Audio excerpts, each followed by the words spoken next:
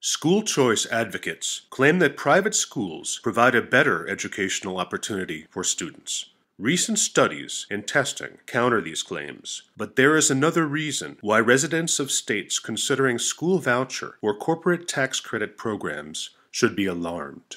The following quotes come from textbook series used in private schools currently subsidized with taxpayer dollars through school choice programs. Bible-believing Christians cannot accept any evolutionary interpretation. Dinosaurs and humans were definitely on Earth at the same time. The seeds of error that took roots during the 4th and 5th centuries blossomed during the Middle Ages into the Roman Catholic Church, a perversion of biblical Christianity. There has been no significant change in the Earth's overall temperature. There has been no global warming. Global environmentalists have said and written enough to leave no doubt that their goal is to destroy the prosperous economies of the world's richest nations. The following is from a United States history textbook concerning the Great Depression. Quote, "Some people try to magnify the crisis in order to move the United States towards socialism. Many writers, artists, and photographers exaggerated the problems of America's cities and farms."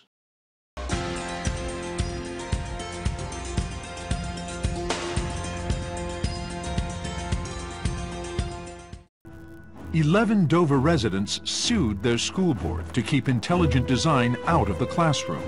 And almost overnight, Dover was catapulted to the front pages of the nation's newspapers and the front lines in the war on evolution. Dover, Pennsylvania is well known for the 2005 Kitzmiller v. Dover case, in which a federal judge ruled that teaching intelligent design in public schools was unconstitutional because ID is a form of creationism that should not be included in science instruction. But under the rubric of school choice, fundamentalists and their allies have made a strategic end run around the Dover decision. Many Pennsylvanians are not aware that their state is now pioneering the tax-funded teaching of creationism under the 10-year-old Educational Improvement Tax Credit Program, or EITC. Many private schools receiving public funding are using fundamentalist textbooks, which have been found in a major court case to provide inadequate and non-factual information. In 2010, a federal district court upheld a decision that allowed the University of California system to reject course credit for courses taught from textbooks published by Abeka Book and Bob Jones University Press. These textbooks are used by thousands of private schools across the country and teach a literal biblical worldview that promotes creationism, mocks evolution, and attacks all other religions, including Roman Catholicism. The University of California is denying credit for some Calvary Chapel courses, saying some textbooks instruct that the Bible is an unerring source, ignore important topics in science and history, and do not teach critical thinking. The Association of Christian Schools sued. Today, the regional and Pennsylvania divisions of this same organization, the Association of Christian Schools International, or ACSI, are major promoters of Pennsylvania's Senate Bill 1. SB 1 would create a school voucher program and expand the existing Corporate Tax Credit Program, or EITC, which currently diverts corporate tax dollars through ACSI and other nonprofit organizations to numerous private schools. ACSI claims 186 member schools in Pennsylvania, many of which use the Abeka and Bob Jones textbooks. Member schools can purchase special Christian edition versions of the Stanford Achievement Test through ACSI, which also provides teacher certification and continuing education credits. Some of the continuing education is coordinated with the Institute for Creation Research. ACSI member schools are aggressively promoting Senate Bill 1, including providing testimony to Pennsylvania legislators and sending students and parents on buses to Harrisburg for rallies. Abeka Books sums up the worldview of their textbooks in advertising which can also be found on the websites of some Pennsylvania schools. Quote, "Our Abeka book texts reject the Marxist Hegelian conflict theory of history. We present free enterprise economics without apology and point out the dangers of communism, socialism, and liberalism to the well-being of people across the globe.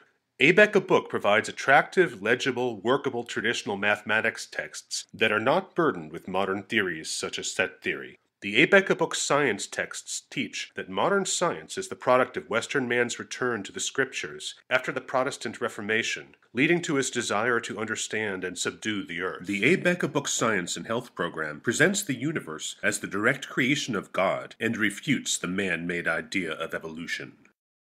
Part 1. The Textbooks. All of the text and images contained in this documentary section, the textbooks, come exclusively from Abeka and Bob Jones University Press texts. The curriculum series of both Abeka Book and Bob Jones University Press teach young Earth creationism, including claims that dinosaurs walked the Earth with humans and that layers of fossils were formed during Noah's flood. Evolution is mocked with cartoons and claimed to be an unscientific, faith-based belief. Global warming is described as a myth. The environmental movement is attacked in both science and social science texts. One textbook claims that environmentalists are part of, quote, a globalist agenda for control of national resources, of private industries, and of the world economy, unquote. A science text both denies that the Earth's atmosphere has warmed over the past 100 years and claims that, quote, it cannot be shown scientifically that man-made pollutants will one day drastically reduce the depth of the atmosphere's ozone layer, unquote. The text states that, quote, God has provided certain checks and balances in creation to prevent many of the global upsets that have been predicted by environmentalists. A high school U.S. history text claims that the Great Depression was exaggerated by artists and writers, including by John Steinbeck, author of The Grapes of Wrath, in order to advance a socialist agenda. The text states, other forms of propaganda included rumors of mortgage foreclosures, mass evictions, and hunger riots, and exaggerated statistics representing the number of unemployed and homeless people in America. The textbooks promote a negative view of labor unions, including this claim in an Abeka textbook. Unions have always been plagued by socialists and anarchists who use laborers to destroy the free enterprise system that hardworking Americans have created. The Taft-Hartley Act, which began to roll back New Deal legislation, is described as having the purpose to remove certain labor abuses and to curb the growing power of labor unions over individuals and employers. President Ronald Reagan's administration is heralded with the words peace through strength and patriotic revival, while President Bill Clinton's election win over George H.W. Bush is claimed to be due to an imaginary crisis created by the media. The text states, in reality, the economy was strong and healthy, but the liberal media helped Clinton and Perot create a climate of economic crisis. Clinton's administration is introduced as socialism seemed to be weakening its grip on Eastern Europe and the former Soviet Union. It strengthened its grasp on the American people when Democrat Bill Clinton won the election of 1992.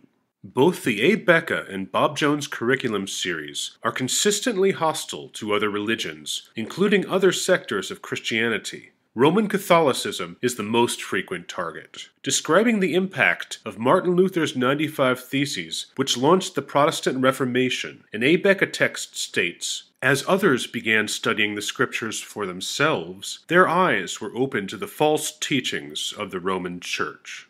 A Bob Jones history text states, as the Roman Church allowed church tradition and papal decree to supersede Scripture, spiritual darkness descended over the continent. With this lack of spiritual leadership and the Roman Catholic Church's emphasis on works for salvation, it is little wonder that the common people lived under spiritual bondage. Against this backdrop burst the Protestant Reformation, a movement that rediscovered biblical truth and shattered the religious monopoly of Rome. A Bob Jones University Press high school history textbook describes Mormonism as a cult and a false religious movement While in an Abeka history text, Mormonism, Jehovah's Witnesses, and Christian Science are described as cults that threaten Christianity, along with religious liberalism and Darwinism. In a subsection titled, quote, Challenges to Christianity, the text states that, quote, one of the earliest challenges was Unitarianism, a false religion which denied the deity of Christ, the Trinity, and many other important Bible doctrines.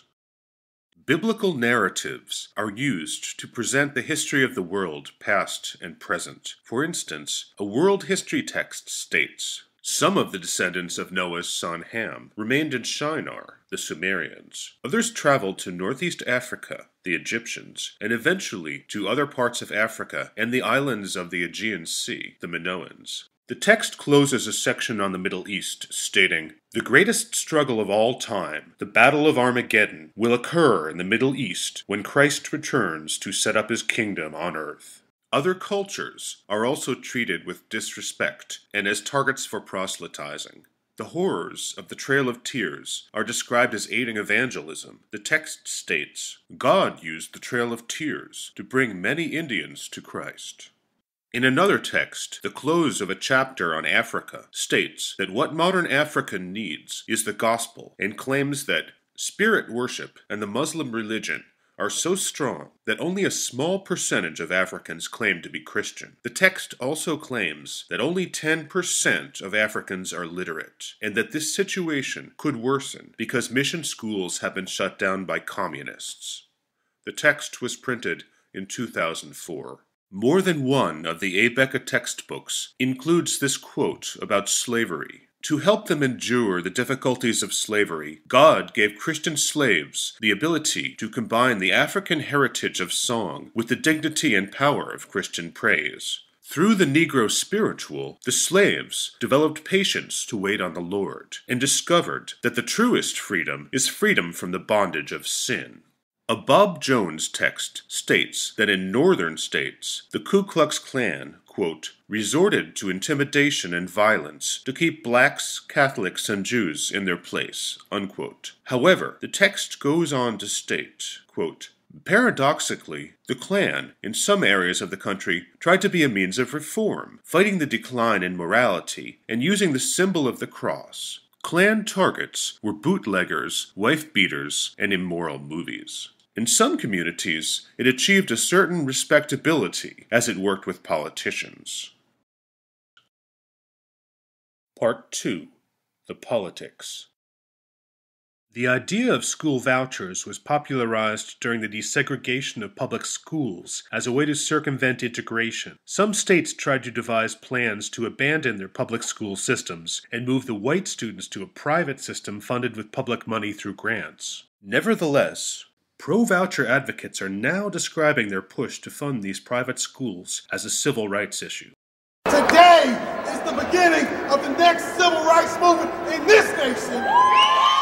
The push for school vouchers is coordinated and financed by wealthy individuals and family foundations who also fund right-wing think tanks like the Cato Institute and Heritage Foundation. Spearheading the national effort is a network of nonprofits, including the American Federation for Children, or AFC, led by Betsy DeVos. The AFC now encompasses the former Advocates for School Choice and Alliance for School Choice, which have funded state entities around the nation, including Pennsylvania's REACH Alliance.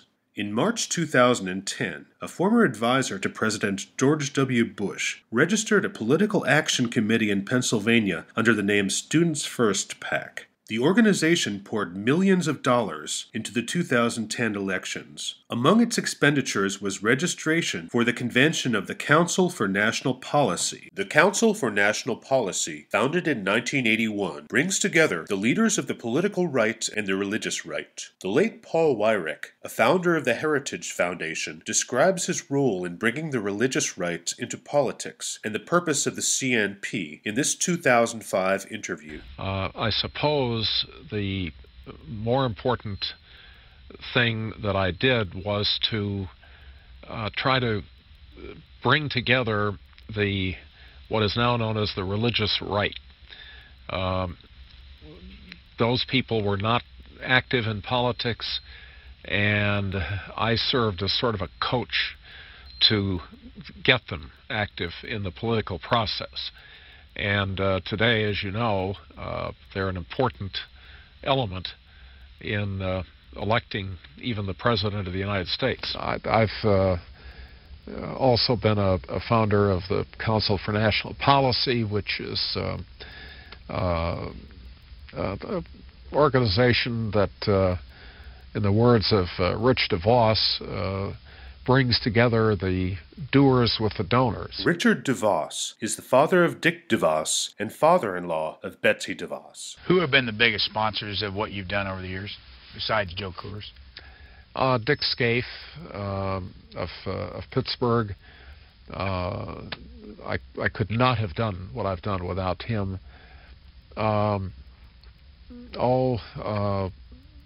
The Bradley Foundation has been very, very helpful.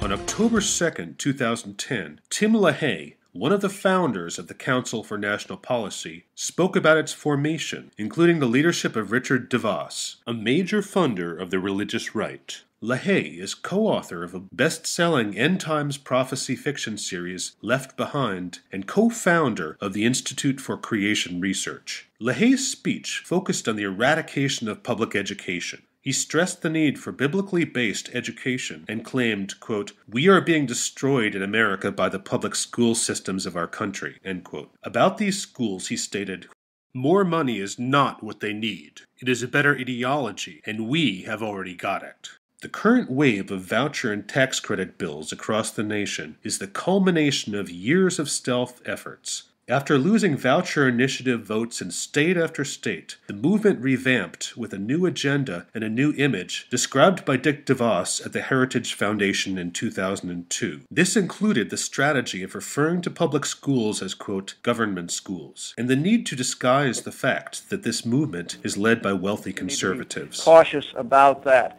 We need to be cautious about talking too much about these activities. Many of the activities and the political work that needs to go on will go on at the grassroots. It will go on quietly, and it will go on in the form that politics is done. You know, one person at a time speaking to another person in privacy. And so these issues will not be maybe as visible or as noteworthy, but they will set a framework within states for the possibility of action on education reform issues. We need to encourage the development of these organizations on a state-by-state basis in order to be able to offer a political consequence for opposition and political reward for support of education reform issues. Millions of dollars have been spent on these political rewards and consequences, including political contributions from Students First PAC, a partner of American Federation for Children, which has sponsored mailers attacking SB 1's opponents. Students First, funded by a few super-wealthy mega-donors, suggests that the only reason legislators would possibly be opposed to school choice is because they have been influenced by political contributions from unions, and falsely claims that SB 1 will not cost taxpayers anything. The unsuccessful gubernatorial campaign of State Senator Anthony H. Williams was the recipient of much of Students First's funding in 2010. Williams, a Democrat, is a co-sponsor of SB 1 and an advisor for the Black Alliance for Educational Options, or BAEO, which was funded with $3.4 million from the Walton Foundation and $762,500 from the Bradley Foundation in 2007 to 2009 alone. The Milwaukee branch of the BAEO is also funded by the DeVos family. The Philadelphia BAEO bussed members to the EITC's 10th anniversary rally in Harrisburg on May 3, 2011. EITC, when we created this program, when the legislature created this program, and I can't speak more loudly of the leadership we saw from Senator Pileggi and Senator Piccola on these critical issues. When we created this program 10 years ago, as Senator Piccola said, it's going to destroy public education. Pennsylvanians have always been pioneers. I am proud to say that this great state was the first in the nation to offer an educational tax credit for corporations. The ITC program is a beacon of light not only for Pennsylvania but for this country nationally. According to Ted Clater, executive director for the Keystone Christian Education Association, a Pennsylvania-based fundamentalist education nonprofit, Keystone was the first statewide entity to receive and disperse money under the EITC program. We've been able to see the birth of the EITC and the scholarship program. So yes, we were the first statewide organization to start handing out money. The first year, 2001, we were able to disperse $100,000 to get started. A position paper concerning state education on the Keystone Christian Education Association's website declares, modern curriculum sneaks in socialistic orientation and pushes out Christian American heritage. You see, we're at a crossroads in this state in many ways. Our economic future and our jobs hang in the balance. Quality education. State Representative Sam Rohr, another unsuccessful candidate for governor in 2010, became president of the Pennsylvania branch of Americans for Prosperity in February 2011. AFP was formed when the Citizens for a Sound Economy, founded by the Koch brothers, split into two entities, with Americans for Prosperity receiving over $5.1 million from the Koch brothers foundations, and Freedom Works receiving over $12.2 million. The Commonwealth Foundation, a Pennsylvania think tank, is also supporting SB 1. Commonwealth is funded by the Scaife Foundations. Samuel Rohr, father of 6 homeschooled children and a Bob Jones University graduate, served 16 years on the House Education Committee and claims authorship of the original EITC bill. In 2000, Rohr promoted guidelines for teaching science that would have recommended that schools teach both evolution and creationism as competing theories. Rohr was quoted in the Philadelphia Inquirer stating, "The whole concept of natural selection and evolution is not science. Evolution is a religious tenet. It's a tenet of secular humanism, of Marxism and communism." EITC funding goes to many types of private schools and to special projects in public education, but it is also subsidizing schools that teach creationism, schools that could receive much more taxpayer funding if SB 1 is passed. These schools are the beneficiaries of money which would have gone to pay business taxes to the state. The donations may cost the corporations little, as a major CPA firm has explained. Quote, "One of the major advantages of the EITC is that for Pennsylvania corporations, the taxpayer receives the benefit of both the credit and the charitable contribution deduction, making the true out-of-pocket cost minimal in many circumstances. The donor will also receive a federal tax deduction for the amount contributed." Calvary Christian Academy began in 1995 as the educational school ministry of Calvary Chapel of Philadelphia. The school is an extension of the church and the Christian home to produce disciples for Jesus Christ.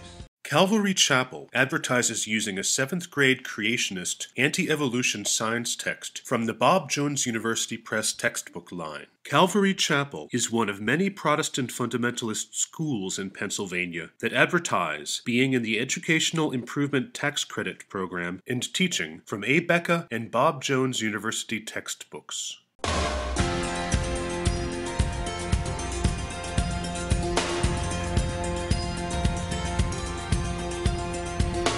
Many schools that teach from A. Becca, Bob Jones, and other fundamentalist textbook lines hope to benefit from expanded EITC funding if Senate Bill 1 is passed. We have 271 acres on our property. We also have high-speed internet for the students, even though we are out in the country.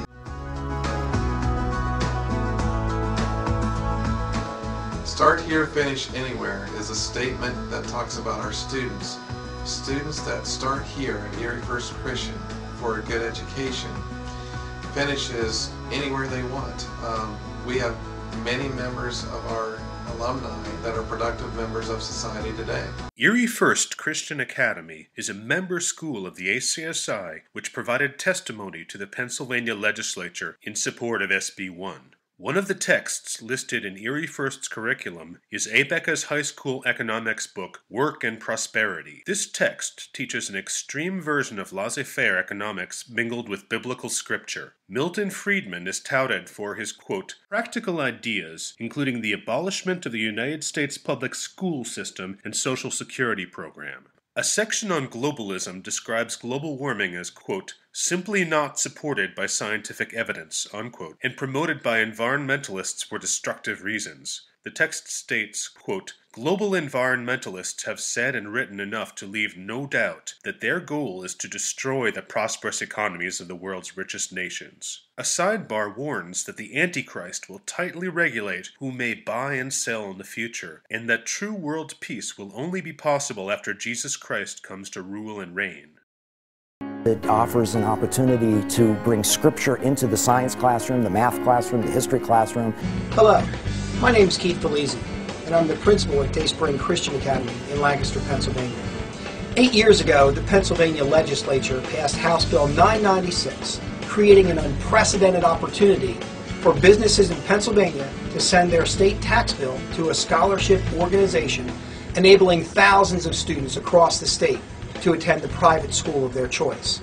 It's known as the Educational Improvement Tax Credit, or EITC. What is the difference between what is being taught in your private school that was taught and no longer taught in public schools? Yeah, it's completely different. It teaches students. We want them to be able to think and to reason from biblical principles and apply them to every area of life. And it really is designed and created with the intention of counteracting that secular and socialistic efforts that are going on in America today.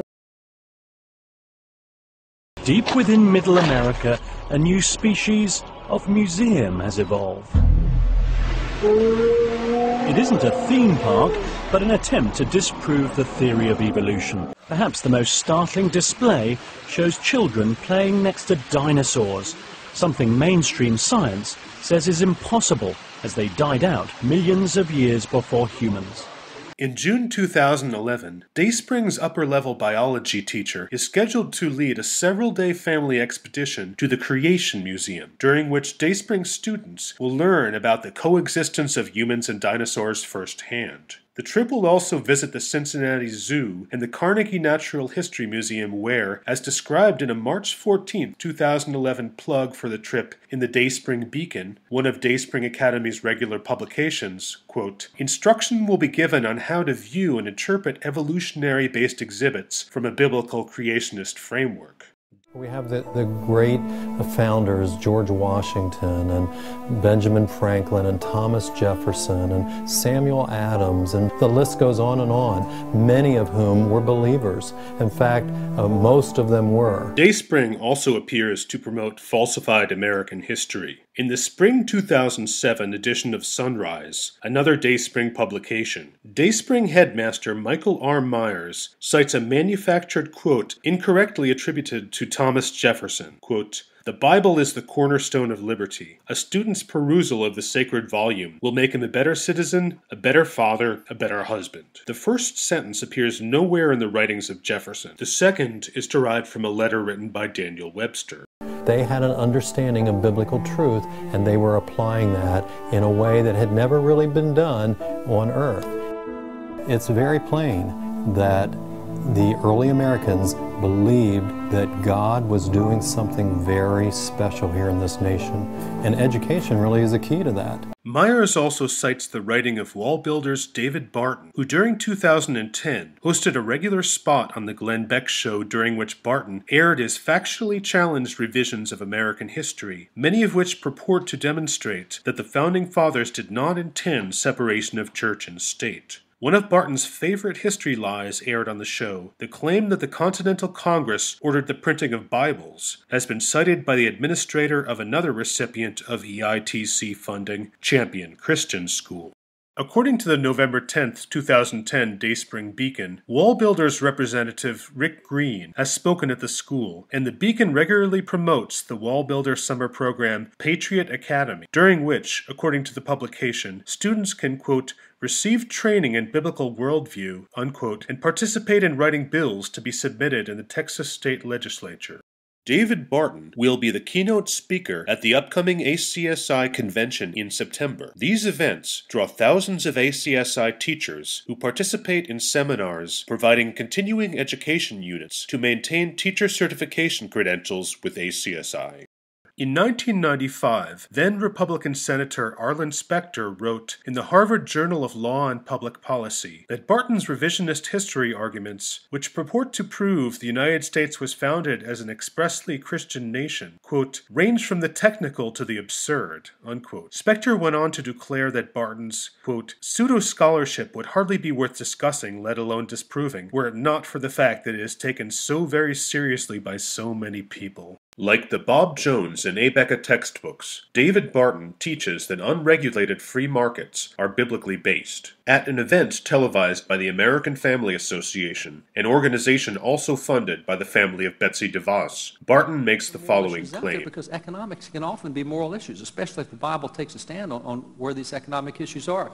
One of the good examples, minimum wage. Party's been fighting about that for about 60 years.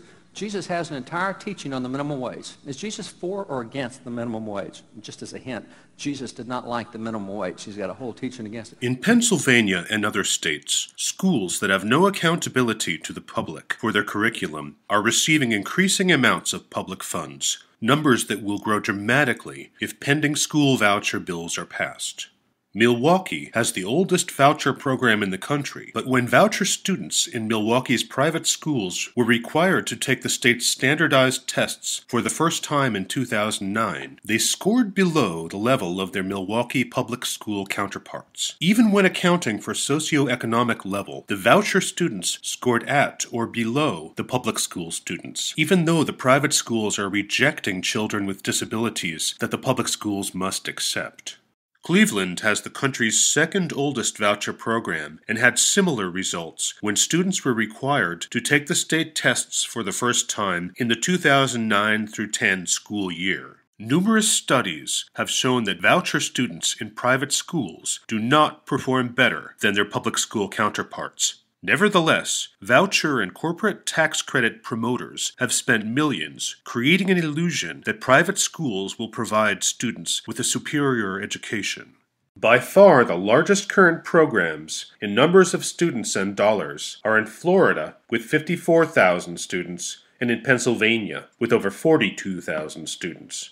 Florida's corporate tax credit program will give out up to $175 million this year, and as of February 2011, over 80% of the students in the program were attending religious schools. Most of this money is dispersed through Step Up for Students, a nonprofit headed by the vice chairman of the Betsy DeVos-led American Federation for Children. Step Up for Students produces a glossy report each year touting the benefits of the corporate tax credit program and the superior curriculum of the private schools in these programs. In many cases, curriculum from Abeka and Bob Jones University Press and other fundamentalist publishers. Step Up for Students states about one private school featured in their 2007 annual report. Using an Abeka curriculum designed to challenge students to reach their full potential, the school offers outstanding academic programs that provide its students with the skills and knowledge to become active, productive members of society. On April 25th, Betsy DeVos announced that Governor Tom Corbett would be the keynote speaker at the National Policy Summit of the American Federation for Children. On May 9th, while Governor Corbett spoke and Pennsylvanians joined hundreds of protesters lining the sidewalks outside the AFC Convention Hotel, a small group of counter-protesters from FreedomWorks, an organization funded with over $12 million from the Koch brothers, held identical, professionally printed signs in support of Senate Bill 1. In his speech, Corbett attacked teachers' unions and claimed that SB 1, a bill that would pour hundreds of millions of dollars into unaccountable private schools, would make Pennsylvania's students more competitive with the rest of the world. In the years since teachers unionized, school districts began to focus too much on contracts and too little on curriculum. The educational model degenerated.